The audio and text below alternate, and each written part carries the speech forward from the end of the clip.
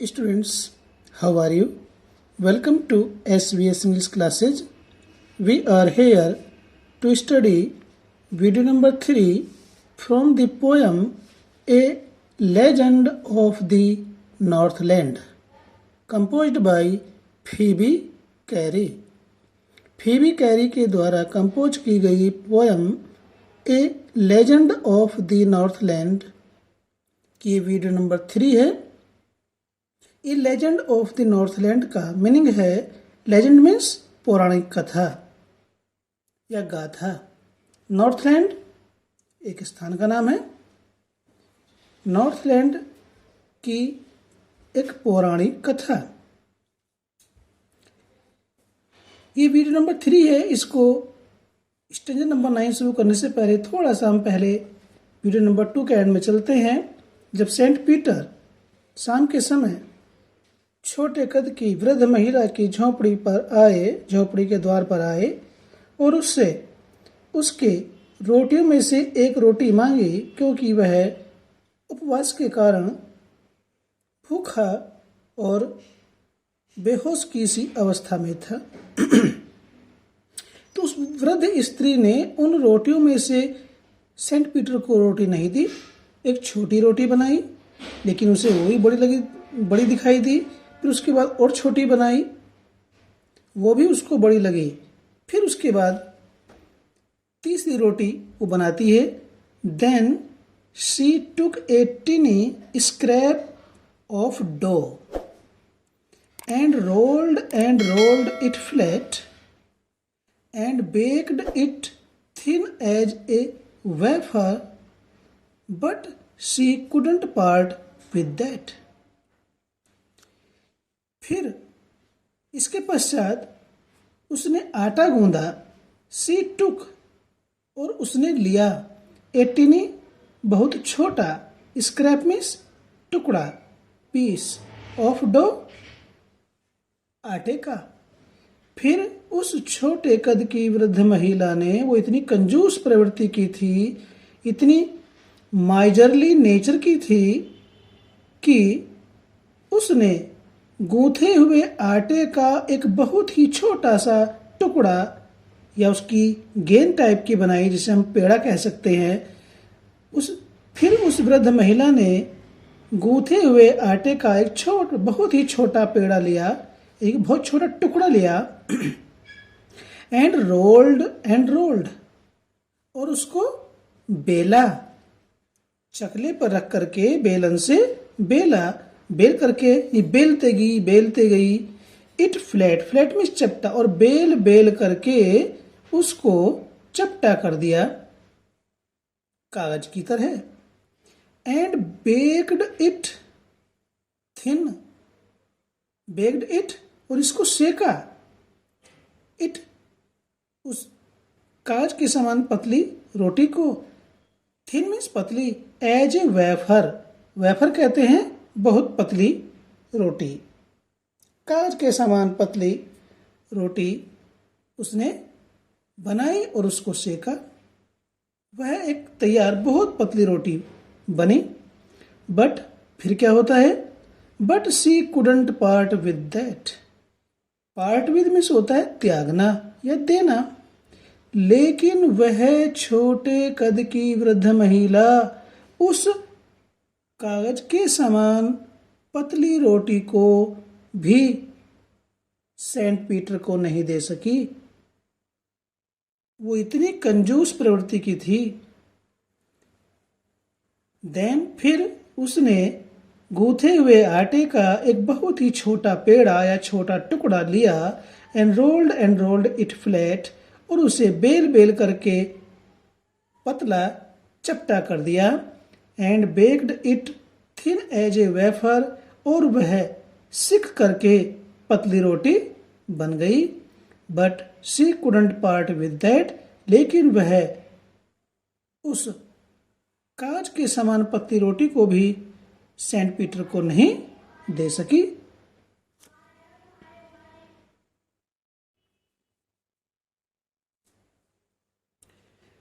For she said, my cakes that seem too small when I eat of them myself, are yet too large to give away, so she put them on the shelf.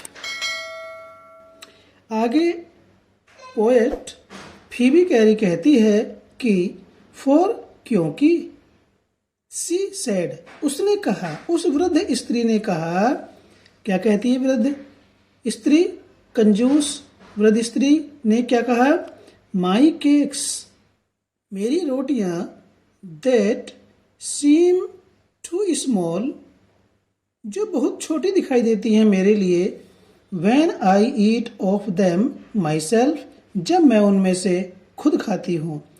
यानी कि जब वृद्ध स्त्री कहती है कि जब वह अपने बनाई हुई रोटियों को खुद खाती है तो वे रोटी बहुत छोटी लगती हैं या प्रतीत होती हैं। Are yet too large to give away, और फिर जब वह उन रोटियों को गिव अवे मीन्स देना, भिक्षा में देना, दूसरों को देना, और जब वह उन्हीं रोटियों को दूसरों को दान में देती है, भिक्षा के रूप में देती है, तो वे उसे बहुत बड़ी नजर आती हैं। टू लार्ज बहुत बड़ी, इतनी बड़ी दिखाई देती हैं उसको कि वह उन रोटियों को दूसरों को भिक्षा के रूप में, दान के रूप में नहीं दे सकती है। इसलिए सी पुट दैम उसने उनको रख दिया। ये 3 प्रकार की रोटी बनाई थी, अपनी रोटियों से छोटे आकार की रोटी बनाई थी 3, लेकिन उसे वो सबसे पतली कांच के समान पतली रोटी भी बहुत बड़ी दिखाई दी और उसने नहीं दिया। इसलिए सी पुट दैम उसने उनको रख दिया ऑन द सेल्फ, सेल्फ कहते हैं ताक या टांड, अलमारी भी कह सकते हैं। और इसलिए उसने उन रोटियों को ताक में रख दिया। फॉर सी सेड क्योंकि उस वृद्ध महिला ने कहा, my cakes that seem too small वे मेरे केक, मेरे द्वारा बनाई हुई रोटियां जब मैं खाती हूँ तो बहुत छोटी दिखाई देती हैं, और फिर भी टू लार्ज बहुत बड़ी होती हैं, दिखाई देती हैं, नजर आती हैं, टू गिव अवे जब उन रोटियों को दूसरों को दान में या भिक्षा में देती हूँ तो वे मुझे बहुत बड़ी दिखाई देती हैं। इसलिए she put them on the shelf, वह उसने उन रोटियों को टांड पर या ताक पर या अलमारी के ऊपर रख दिया।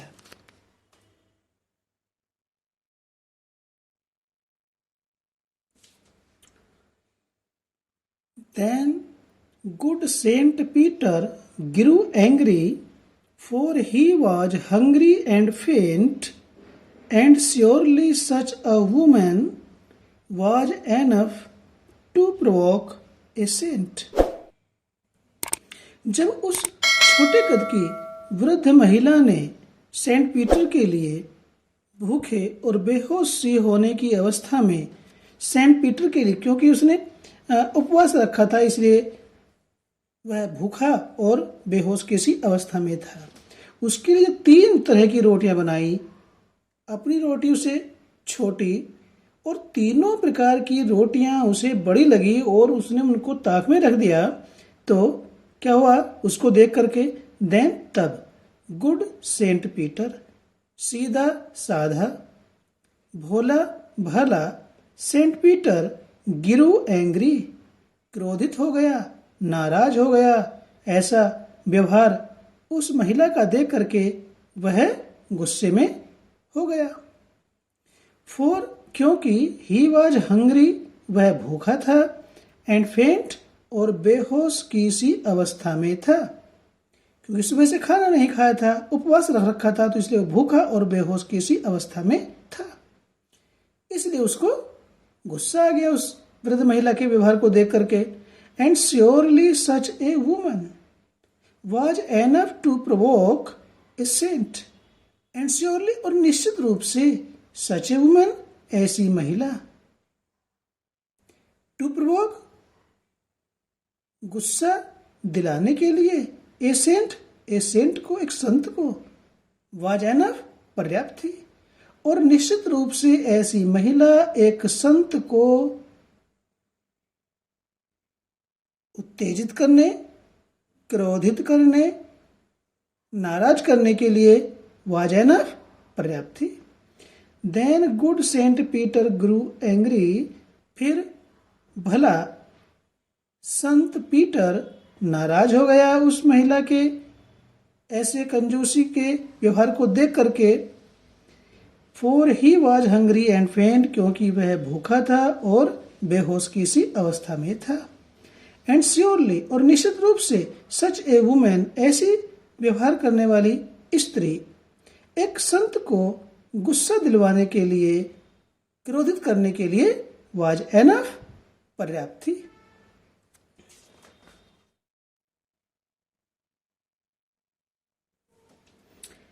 And he said, "You are far too selfish to dwell in a human form, to have both food and shelter and fire to keep you warm."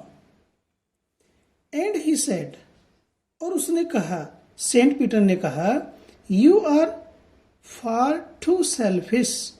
Far too selfish का मीनिंग है अत्यधिक स्वार्थी, कि तुम अत्यधिक स्वार्थी हो, तुम इतने अधिक स्वार्थी हो। सेंट पीटर ने कहा कि तू, हे महिला, तू इतनी अधिक स्वार्थी है, to dwell in a human form, कि तू इस मानव रूप में रहने के लायक नहीं है। टू ड्वेल मीन्स रहना, इन ए ह्यूमन फॉर्म मानव रूप में, इस महिला मानव रूप में रहने के योग्य नहीं है, क्योंकि तू बहुत स्वार्थी है। To have both food and shelter, तू इतनी स्वार्थी है कि तुझे भोजन, टू हैव मीन्स प्राप्त करने के लिए, बोथ दोनों, फूड भोजन, एंड शेल्टर, शेल्टर मीन्स आश्रय या रहने का स्थान। तो इतनी स्वार्थी है कि तुझे न तो महिला मानव रूप में रहने का अधिकार है या रहने योग्य है, और न ही भोजन और आश्रय या निवास स्थान दोनों को प्राप्त करने के लायक नहीं है। एंड फायर, और आग को भी प्राप्त करने के योग्य या अधिकारी नहीं है। टू कीप यू वार्म, तापने के लिए, अपने आप को गर्म रखने के लिए, क्योंकि सर्दी का मौसम था। तो सेंट पीटर कहता है कि तेरे जैसी महिला जो इतनी स्वार्थी है को महिला मानव रूप में रहने का अधिकार नहीं है, महिला मानव रूप में रहने के लायक या योग्य नहीं है, और न ही भोजन और आश्रय दोनों को प्राप्त करने या ग्रहण करने के योग्य या लायक भी नहीं है। And fire to keep you warm, और आग से अपने आप को गर्म रखने के लिए या आग से तापने के लिए भी अधिकारी या योग्य नहीं है। एंड ही सेड, और उसने कहा, you are far too selfish, कि तू इतनी स्वार्थी है, to dwell in a human form, कि तुझे महिला मानव रूप में रहने का अधिकार नहीं है क्या, या तो महिला मानव रूप में रहने के योग्य नहीं है। To have both food and shelter, और तुझे भोजन और आश्रय निवास स्थान को दोनों को प्राप्त करने का भी अधिकार नहीं है या प्राप्त करने के योग्य नहीं है।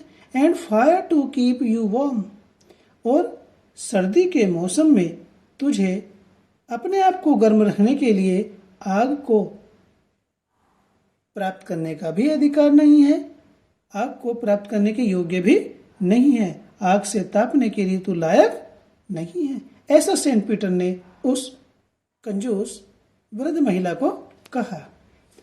तो ये थे हमारे 4 स्टैंजा, नंबर 9 से नंबर 12 तक। इस वीडियो को यहीं समाप्त करते हैं। इसके बाद जो 4 स्टैंजा बचे हैं वो इस लास्ट वीडियो में। आपको नेक्स्ट वीडियो में स्टडी करेंगे हम। इस वीडियो को यहीं समाप्त करते हैं। वीडियो अच्छा लगा तो लाइक कीजिए